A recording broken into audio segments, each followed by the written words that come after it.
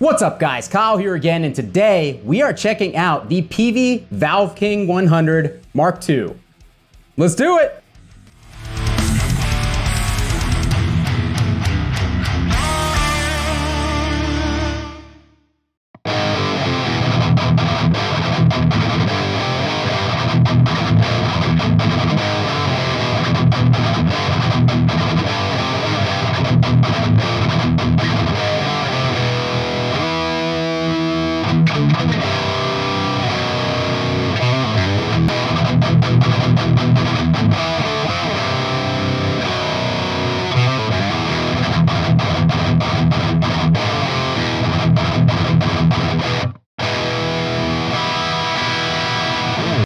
Alright, hope you guys are doing great out there today. If this is your first time here at my channel, my name is Kyle and I take awesome high gain amps, speakers, guitars, cabs, overdrives. I record them with a simple SM57 setup and I give you guys the unprocessed audio on your end. So if you're into E-standard thrash riffs, drop C hardcore riffs, and dudes that probably inhaled too many cleaning chemicals, you're in the right place. Consider hitting the like button and subscribing on your way out so you don't miss any more of my stuff.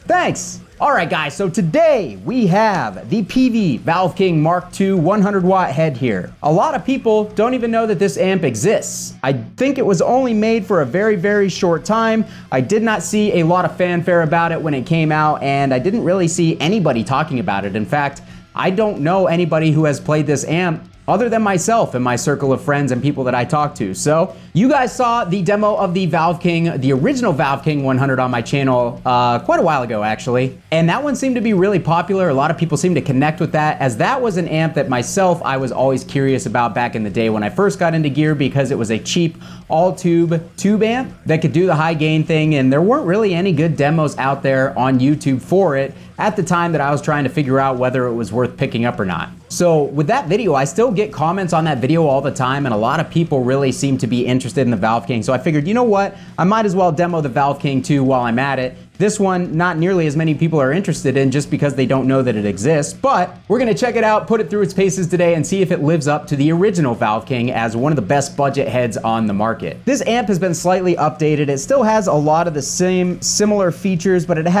this amp has been updated, obviously, not only cosmetically, but it has a few new features. Now, you'll see some familiar stuff on the control panel, like the boost and the gain switches for the high gain channel. Then over here, you've got reverb, resonance, presence, variclass. The variclass used to be on the back of the amp, now it's on the front. They took the effects loop from the front and put it on the back, which I actually like that much more because I found it kind of annoying, as I would use an EQ with my Valveking pretty often and I don't like a bunch of cables coming out of the front of it. Just my personal preference. You can actually use EL34 power tubes with this amp, which with the other Valveking, I'm pretty sure that you could only run 6L6 in it. So that's an update. And then also on the back of this thing, you have USB recording and you have an emulated speaker out where you can defeat the power section, run a microphone cable out of the amp into a DI and record with this thing directly without the need of an external load box. So some nice features built into this thing. I have no idea what they retailed for back in the day, but they sell now between $300 and $400 used. So with all that being said, I'm gonna put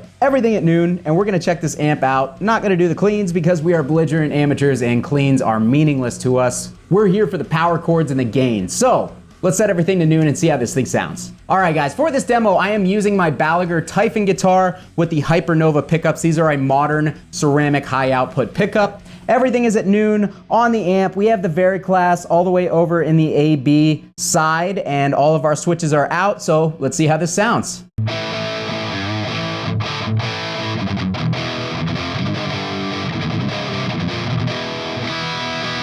Right off the bat, honestly, it's pretty gainy. Let's go ahead and bump that gain up a little bit.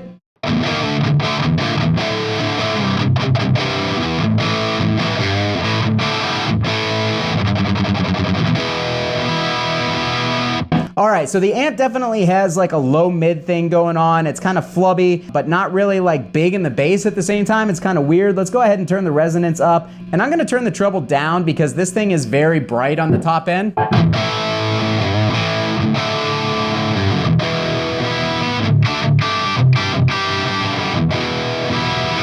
So I'm gonna turn the bass down a little bit just to see if we can tighten that low end up with no boost in front. It's definitely tighter like that. It still has a good punchy bass with the resonance pushed up a little bit, and let's see if we can actually get a low gain tone out of it real quick.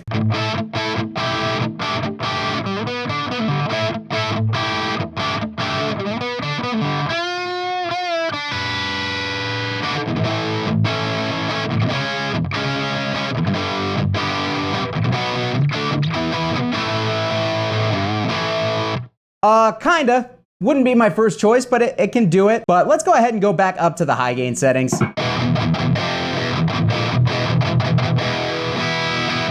And there we go. We're pretty well gained out already. As we have the amp set, it doesn't sound bad. Let's play a riff real quick like this.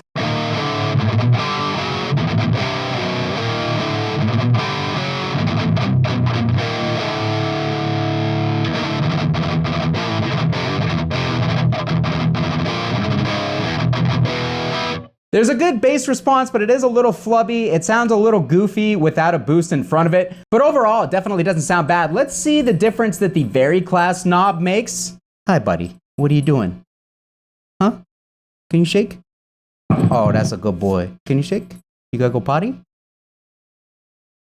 I'm gonna go ahead and kick this gain switch in and see how much gain that adds.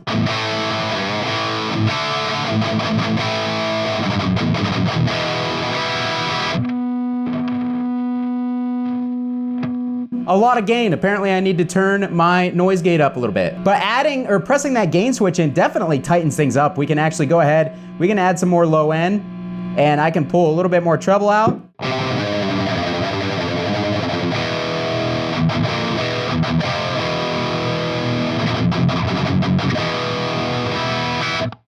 All right. It's really not bad. It sounds pretty good the way that it's set up right now. No boost in front. This is just straight into the amp. The only thing I have in front is a noise gate. But let's go ahead and check out the Very Class switch and see how much of a difference that makes on the tone.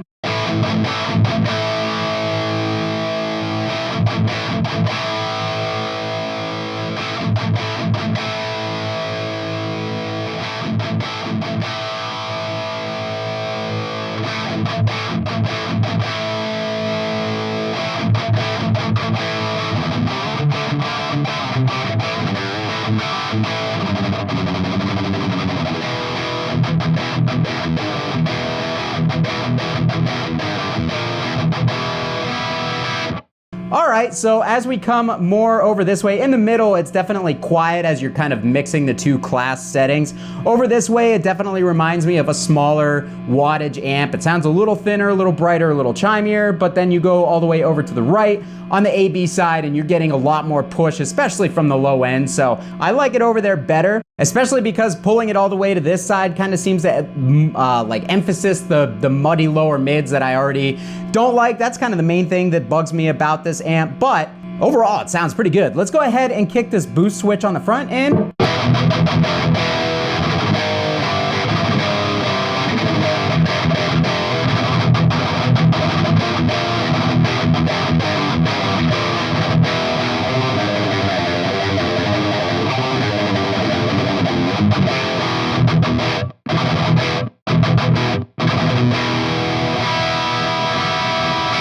That doesn't sound bad at all, guys. There's a little bit too much low mid for my personal liking. It kind of reminds me of the Mesa low mid on a dual rectifier, how it sounds. I don't know how to put it, almost kind of round in the lows, but it is very tight. Just with those two switches pushed in, we've got plenty of gain. Almost a little too bright. I'm actually gonna pull the treble back a tad.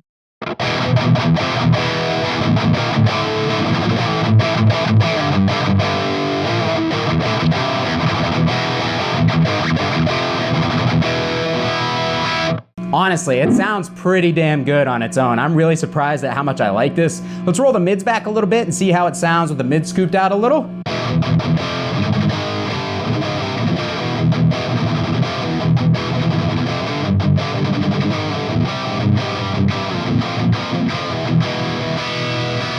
A little muffled. Let's see if we can help that with the presence.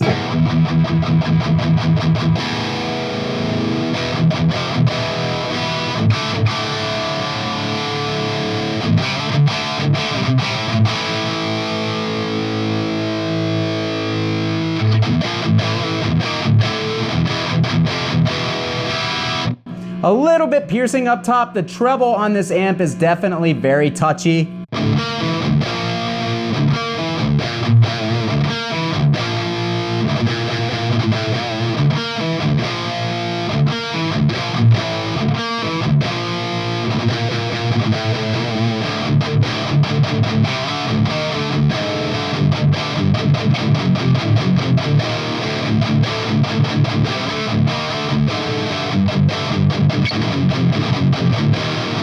I definitely like it with the mids up more because it seems to just kind of introduce some clarity that the amp overall is lacking.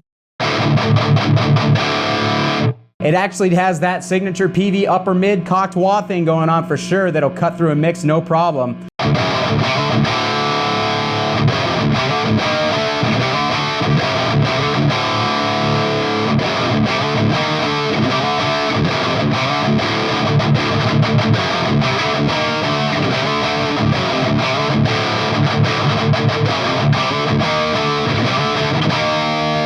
All right, it sounds great, guys. It really does. I mean, it's gonna have its shortcomings. It's a little harsh on the top end. It's a little round in the low mids for my personal tastes without sounding like thick and full. But in reality, I mean, I could plug straight into this amp with just a gate out front and be happy with the tones that I'm getting out of it. I'm sure this Engel 412 definitely doesn't hurt with the nice vintage 30s in it. But overall, I mean, you're gonna want a good cab with good speakers for any head, even if you're on a budget. That's gonna make the biggest difference in what you're getting out of the amp. But not bad, really not bad. So let's kick out that boost switch and the gain switch, and let's go ahead and try a good overdrive in front of it. Let's go ahead and do the Deadwell Duality DX because that's my favorite.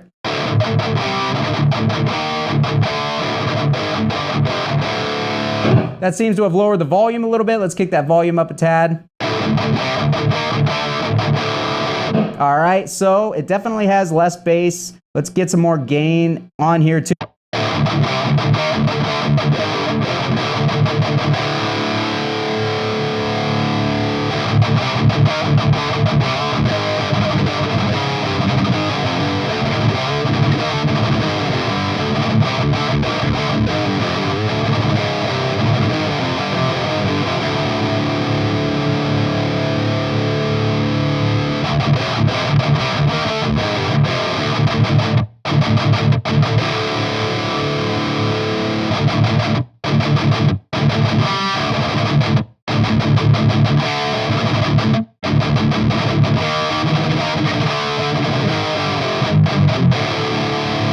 Dude, this amp sounds really good. It really does. I'm enjoying the sounds that I'm getting out of this thing a lot. I could definitely use this for pretty much any of my bands and kind of get away with it. It sounds surprisingly good. One thing I will note, I tried the two tricks that work on the Valveking Mark I. Those two tricks are when you plug a dummy 1/4-inch jack into the second output, it kind of clears things up a little bit. And then when you plug a patch cable into the effects loop on that amp, it seems to brighten the tone up as well. Neither of those work on this. I tried that before the video. I would have highlighted it if they did work, but unfortunately they don't. But in reality, the amp sounds good the way that it is now, so it's almost like Peavey kind of found a way to get the best out of it without having to do those little tricks. So let's try one more boost and then we'll go down to drop C. All right, so we have the MKII Mud Killer on now. Let's go ahead and hear how that sounds.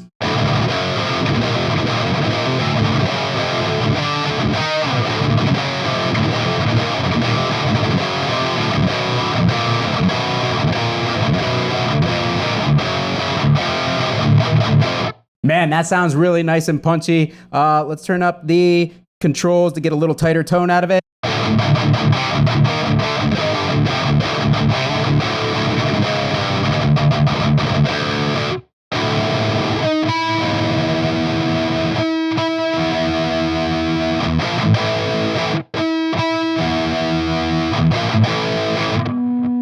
All right, one more riff in E standard. We'll play something thrashy and then we'll move down to drop C.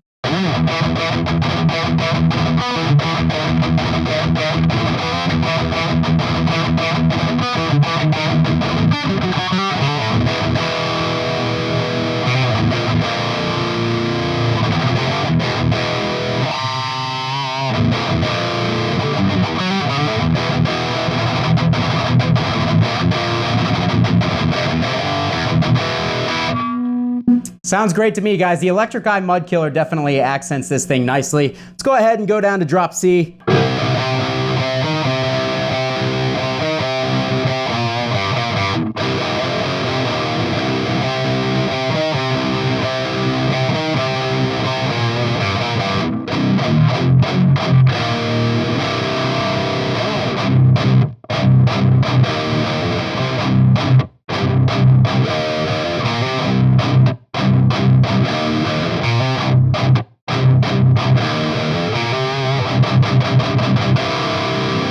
All right, so that's with the Electric Eye Mud Killer. It is super punchy. Let's turn that boost off and let's try the onboard boost again.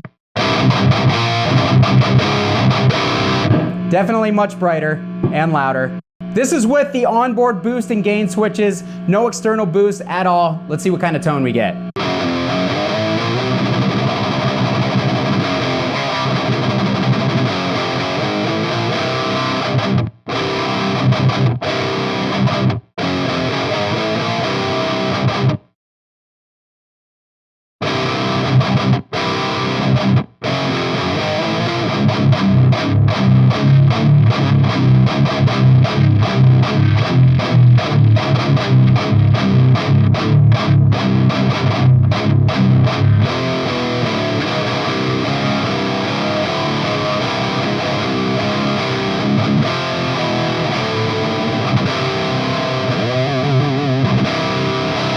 One more riff in D standard and we'll call it a day, man. This amp sounds pretty damn good for the price point. Pretty good for the price point. Is it my favorite amp?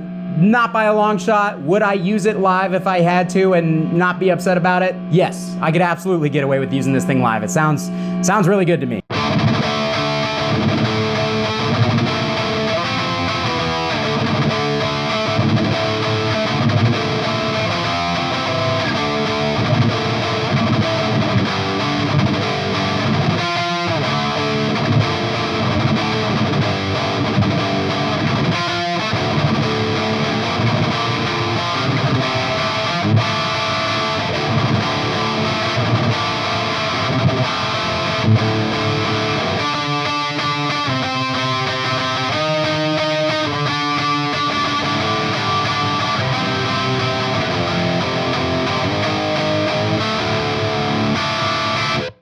That is going to be it for me today on the Peavey Valveking 100 Mark II. What did you guys think? What did you hear on your end that I did not hear here in the room? Please let me know down in the comments and I will be happy to meet you guys down there and chat about it. If you like the video, please hit the like button on the way out. Consider subscribing so you don't miss any more of my stuff. And if you want to support my channel and what I do here, down in the description of this video are my Sweetwater affiliate links. Give yourself a nice Sweetwater. Nothing extra. Greatly helps me on the day so I can get more.